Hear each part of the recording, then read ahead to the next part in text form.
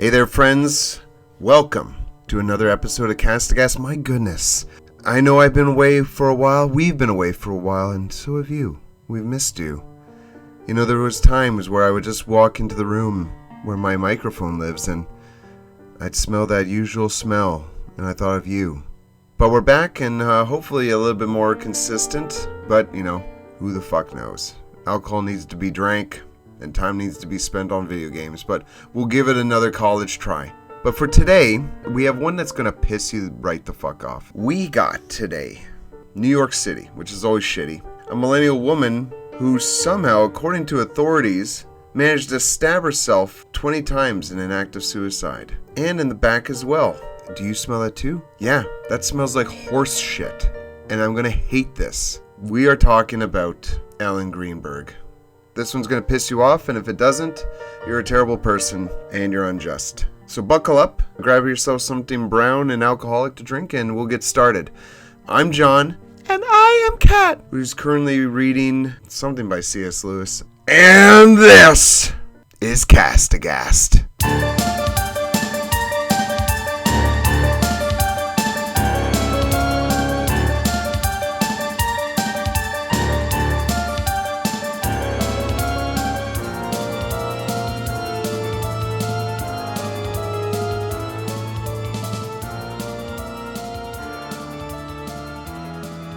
Hi, good friends. Hello. Hey, welcome back. Here we go again. We're just the life of the party right now. Well, welcome to the show. Yeah, welcome to the show. What do we have today? We have a frustrating story. Yeah? Yes. It's going to frustrate you. It's going to anger you. It's going to upset you. Yeah. It's going to do all of the negative emotions. Perfect. Yeah. So you ready? No, I don't want to do this. But we have to. Well, some of us have to do this. Mm-hmm. If we didn't do it, someone else would. We're not going to let them be successful. If we can't be successful, someone else can. Well, do you want to give us a brief disclaimer? Yeah, I'll give a brief disclaimer. Play the fucking music. Hey, folks. We here at Cast to Gast have a lighter touch to true crime. The lightest touch you could possibly fucking imagine. We are like that moment where you say to yourself, fine, I'll give the dog a walk. It's only rain snowing outside, and it's only negative 48 degrees. And you're thinking, Fahrenheit or Celsius?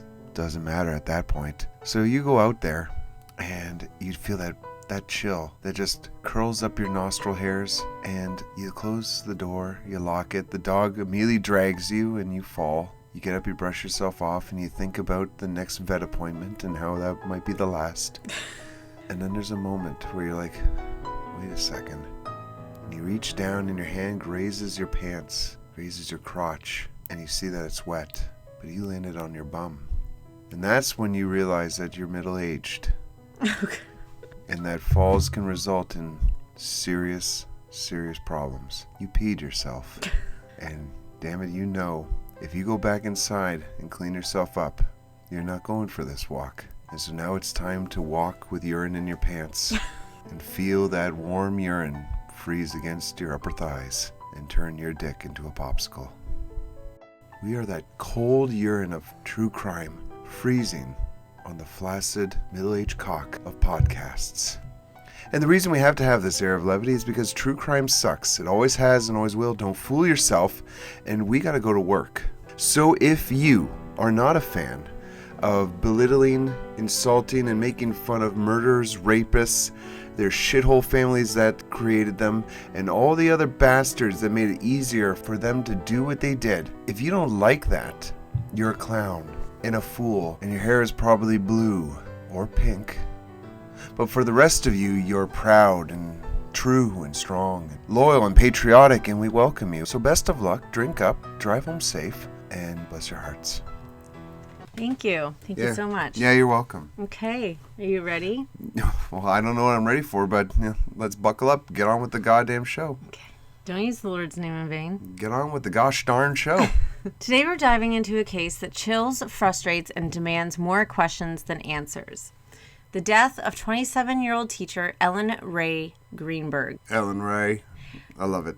A case that was first ruled homicide, then changed to suicide, and which, after more than a decade of advocacy and legal fights, remains deeply controversial.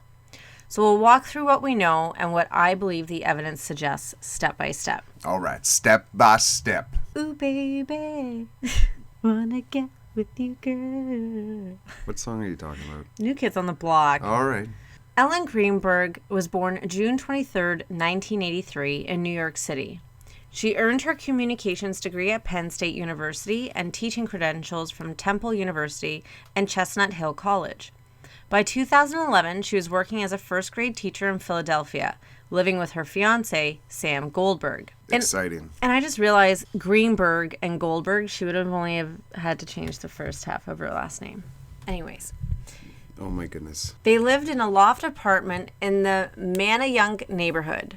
By all outward appearances, she was young, successful, engaged, and everything pointed toward a bright future. Sounds like it. Sam Goldberg's a nice fellow.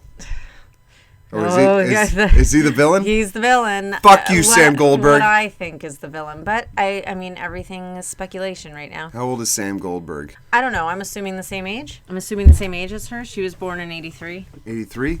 You got it, folks. This is a rare one. Millennial alert! Power Rangers! So it's important to note that Ellen wasn't just living day to day, she was making future-based plans. And in fact, just days before her death, she and Sam had mailed out the save-the-date cards for their wedding, scheduled for August 13th, 2011. She had gone dress shopping with friends and was organizing every part of the ceremony. On the evening of Wednesday, January 26, 2011, a heavy snowstorm hit Philadelphia. Ellen left work early and returned to the apartment she shared with Sam. According to later reports, Sam came home from the gym that evening and found their apartment door secured with a kind of swing bar latch from the inside.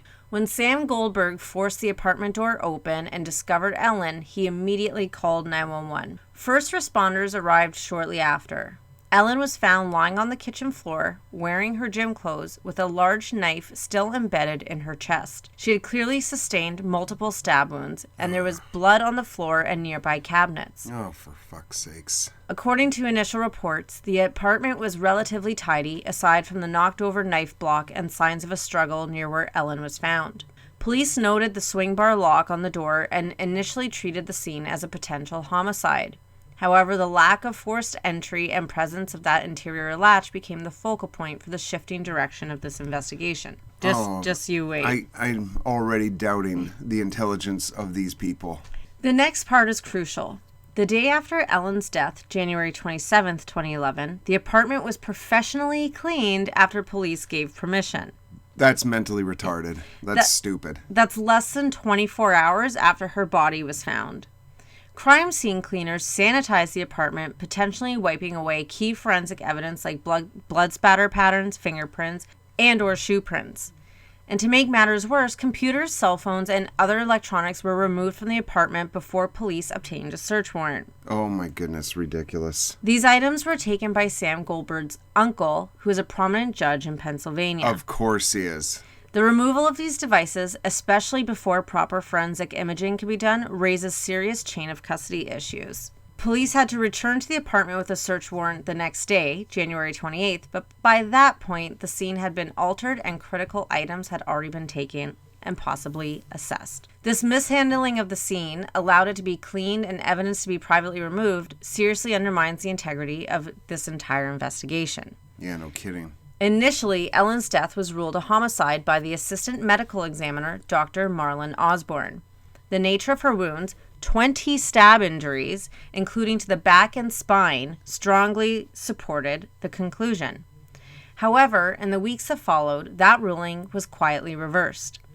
After meetings between the Philadelphia Police Department and the medical examiner's office, Ellen's manner of death was officially changed to suicide. Oh, yeah. Yeah, 20 stab injuries to the back. That's how someone kills themselves. The justification, the apartment door was locked from the inside and there was no signs of forced entry. Oh, that is so fucking stupid. But I wonder. Yeah. No sign of forced entry. Like someone maybe had a key. Yeah. But to many, including forensic experts and Ellen's family, the logic of that shift doesn't hold up. The wounds, the bruising, and the forensic details suggested anything but self-infliction. This change would become the central point of contention in the years that followed. At autopsy, Dr. Marlon Osborne documented that Ellen had 20 stab wounds, some reports say up to 23, including to her chest, abdomen, back of neck, and spine, and top of the head. Oh my God. In addition, there were at least 11 bruises on her body in various stages of healing on her right arm, abdomen, and leg. Investigators also noted the knife still embedded in her chest. So she was beaten over a long period of time. But here's one of the most alarming and underreported pieces. A later forensic review found a sharp force injury to the spinal column and dura, the protective sheath around the spinal cord. This wasn't a mistake from the autopsy. It was a medical tool error. It was a real confirmed wound. Experts have said that this injury occurred before or around the time of death and would have made it physically impossible for Ellen to continue stabbing herself afterward, particularly in the chest. Oh, because she would have been rendered paralyzed. It severed her spine. Yeah, that's horse shit. The apartment showed signs of disturbance. The knife block was knocked over and items scattered. The door latch further raised questions about whether the bar had been latched from inside or tampered with. Maybe to fall once the door was closed, is what I'm thinking. That's not in the reports, that's just my thought. For years, Ellen's parents, Josh and Sandy Greenberg, fought to have the ruling changed back to homicide or at least undetermined. They filed civil lawsuits, submitted forensic reanalysis, including 3D wound imaging, and pressed the city to reopen the investigation. In February of 2025, the city reached a settlement with the Greenbergs and agreed to a case review. Meanwhile, Dr. Osborne filed a sworn statement in which he recanted his suicide ruling, saying in his, quote, professional opinion, the manner of death should be something other than suicide. Oh, really? In your professional opinion? What a shitheel. Yet, in October of 2025, the current Philadelphia medical examiner, Dr. Lindsay Simon, released a 32-page report reaffirming the suicide ruling, even while conceding the injury pattern was admittedly unusual. Oh, I guess Dr. Lindsay Simon is a stupid cunt. She argued Ellen, quote, would be capable of inflicting these injuries herself. Oh, end quote. horseshit. That's fucking horseshit. Like, and it's just like, and I know it's not out of the realm of possibility, but statistically, women don't choose to kill themselves in that manner. No.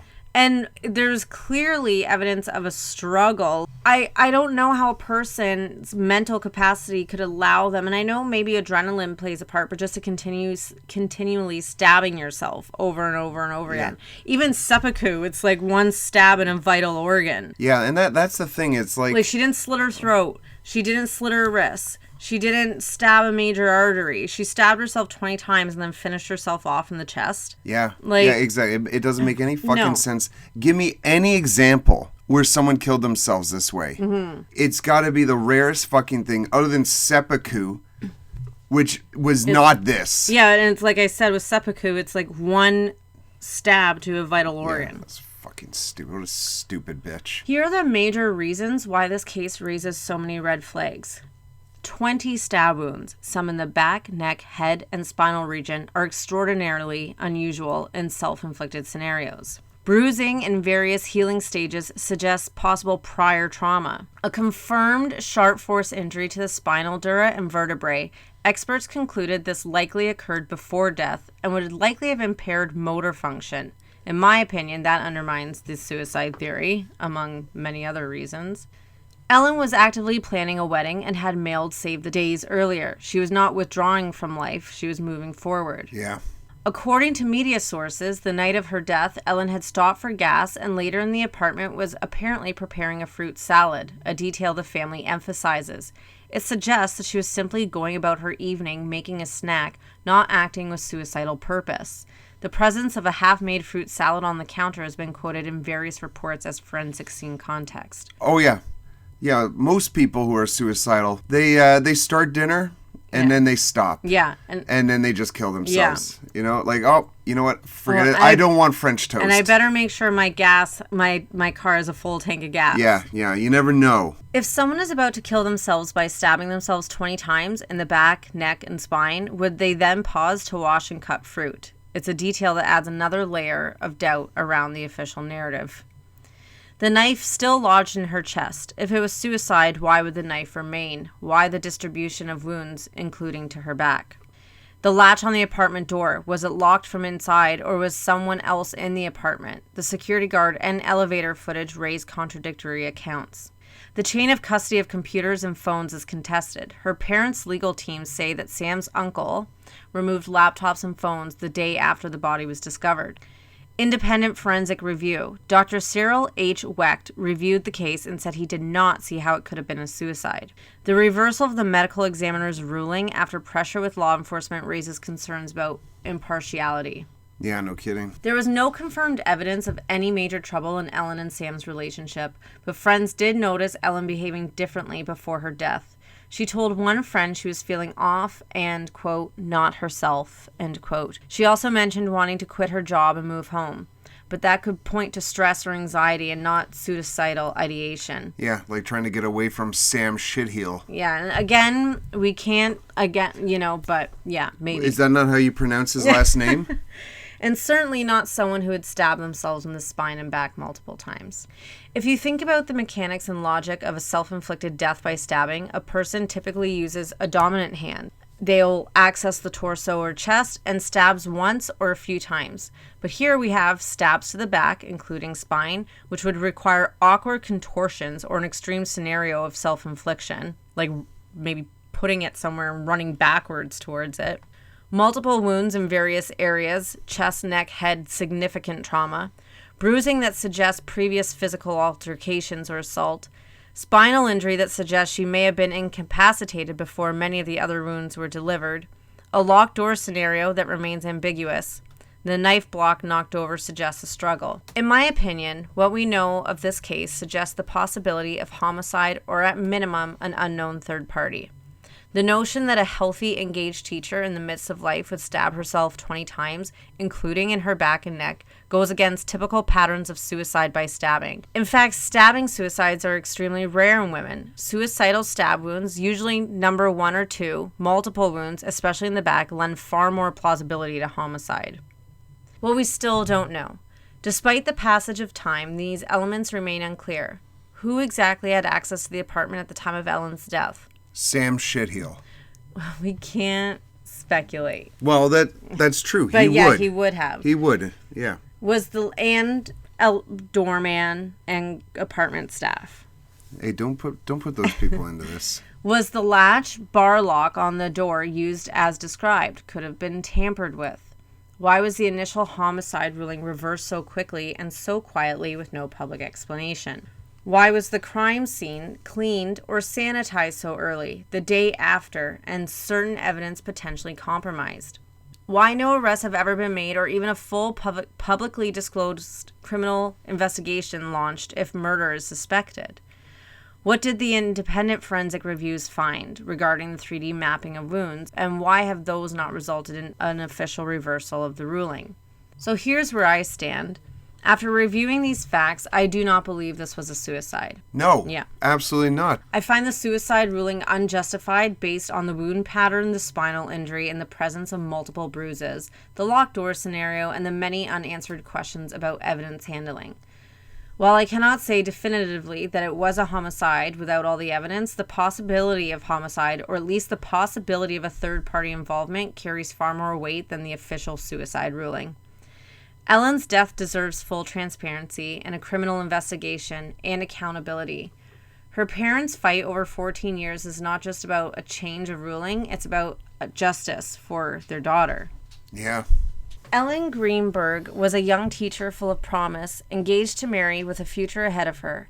Instead, on January 26, 2011, she was found stabbed more than 20 times, bruised, and alone in her apartment in Philadelphia.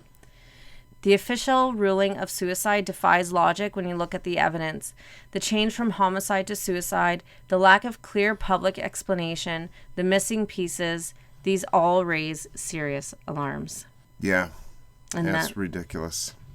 And this is her. Oh, geez. Yeah, there's no way. There's no way she's committing suicide. She looks so happy. And, like, she's a good-looking woman. You know? Yeah. I feel like... Like, in the way you described her life, like, why would she? Yeah, and I feel like her friend clearly said that she stated the possibility of moving back home. So to me, that sounds like she's very family orientated. So if she felt that she needed to leave her relationship, I think she would have gone, or get away. She would have sought out for help from her family and not have resulted to suicide. Yeah. Usually I know there's a lot that suffer in silence, but it doesn't sound like, with her admitting to her friend, I don't feel quite like myself, like, and she's unhappy and she's maybe feeling trapped that she's getting in this relationship and it's progressing into marriage, and maybe she was getting cold feet about that, especially with the other wounds or bruising. And I'm not saying Sam is guilty of that either, but I'm just saying this definitely does not scream suicide to me. I don't know what kind of person stabs themselves in the back. Yeah. Like, why she wouldn't go for her throat, her wrists, and chest, or just the chest. Like, no, you know what I'm going to do? I'm chopping up fruit for my fruit salad, but you know what would be a really good idea right now? I'm going to stop doing that and just go to town on myself. Yeah, exactly. No. Yeah, that sounds like a fun thing. A nice way to end my evening. Mm-hmm. Yeah, this case has always unsettled me, and from time to time I look for updates because, you know, there's certain cases that just stick with you, and this is one of them for me, where I just want her to get, and her family, to get the answers that are so desperately needed. Yeah. Yeah, it's ridiculous. Yeah. Yeah, and Sam Shitheel, like, your fucking hair looks like you are a Lego person. Like, you ridiculous, you look so vanilla. Well, you know, innocent until proven guilty, but I think at the very least the investigation needs to be reopened. Absolutely it does. A bit of a somber case. Well, they're all upsetting. They're never happy cases. Exactly. Except for the vigilantes. Yeah, it's hard to transition, but we'll give her the respect and let it rest there, and we'll go to our quote. Yeah. Okay. Yeah. And now, let's listen to the wise musings of his Baldwinness, Stephen Baldwin. I learned in an extremely hard way that accountability falls with me. Whoa. Book the tattoo artist. Oh, man. So I can have that. Put that on the crack of my ass. Jeez, that was profound. I almost thought that was a Daniel Baldwin quote. Yeah. He's going to be next for sure. What about William Baldwin? Is he a Baldwin brother? I don't know William Baldwin. Yeah, he's a Baldwin. Oh my God, is he a William? He's a Baldwin. Oh my God, is he a William? What the hell is he in? Oh. Stop. You know who isn't a Baldwin? Is Adam Baldwin. Who's Adam Baldwin?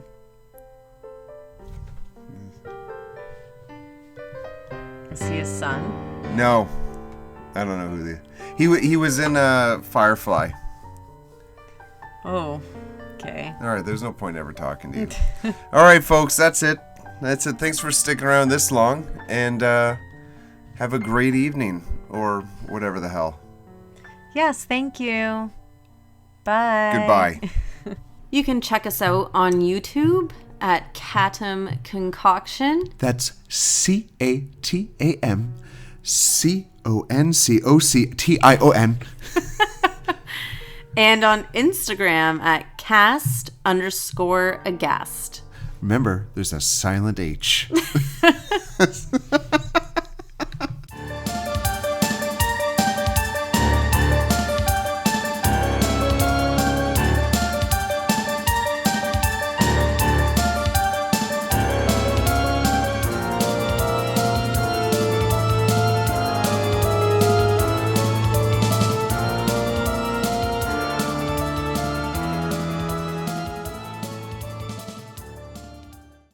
Keep moving that, and I have to get closer. You do realize it's a microphone, right? Like, it does pick up sound. You don't have to have your mouth connected to it. It doesn't have that good of fucking range. It does, though. No, it doesn't. I'm further away from it than you are. Oh, whatever. Not picking us up really well, so be quiet. Okay. All right? You have to be quiet and you smell. Later forensic review found a sharp force injury to the spinal column and The spinal column. Yeah, you know where that is. A confirmed sharp force injury to the spinal dura and Sorry. that's going in the bloopers. Beg your pardon. Can you stop farting in this small office where you've shut the door? Whatever.